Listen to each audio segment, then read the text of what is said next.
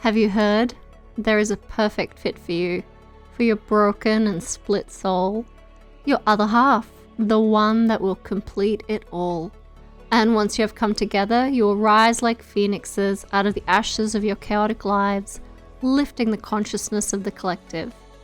The idea of a twin flame has been proliferating in the online spiritual community for some time, selling courses, readings, and keeping lonely hearts chasing the carrot of romantic perfection, in search of the missing half of themselves.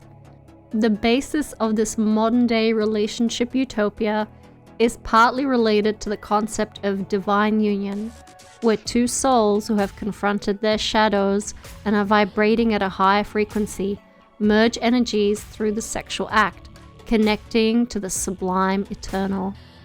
This Kundalini rising, or sex magic, or Tantra, requires self-discipline, self-mastery, and ultimately self-love.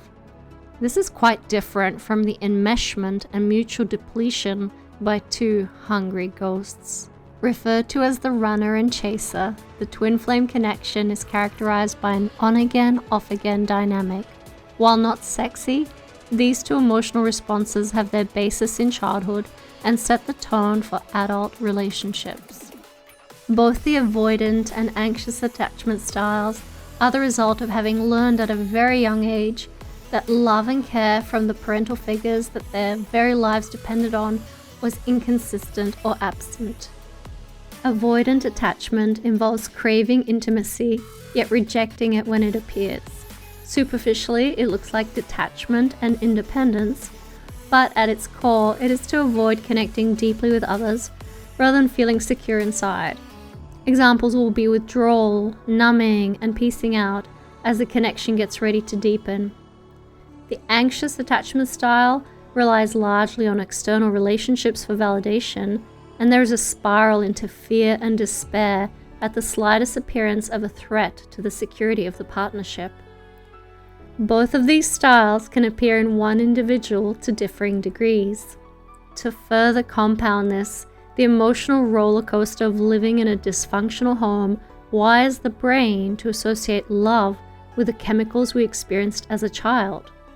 This runs the gamut of stress hormones such as cortisol, norepinephrine, as well as feel-good dopamine and serotonin. The latter released, for example, when after a period of abuse or neglect, the parental figure showered the child with affection.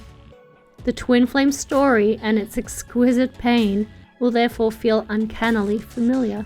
As a culture, the redemptive story is pushed everywhere.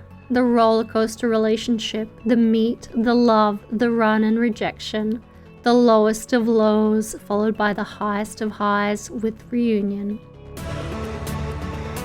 What is happening in the minds of those caught up in this quagmire is true despair and elation as the chemicals associated with love in childhood are firing all over again. The out-of-control quality is not an illusion. The brain is behaving much like an addict. The fairy tale of the twin flame feeds this toxic way of relating. The attachment chaser deludes themselves into believing they are the enlightened one, the ever-patient Wendy, to the avoidant running Peter Pan, just waiting for him to grow up. The truth is that however close you get, you can never touch another completely.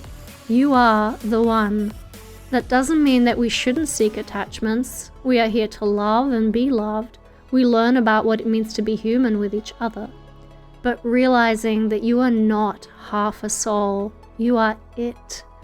That intense attachments, as much as cold detachments, are symptoms of dysregulation with your own internal nervous system, not signs of divine love.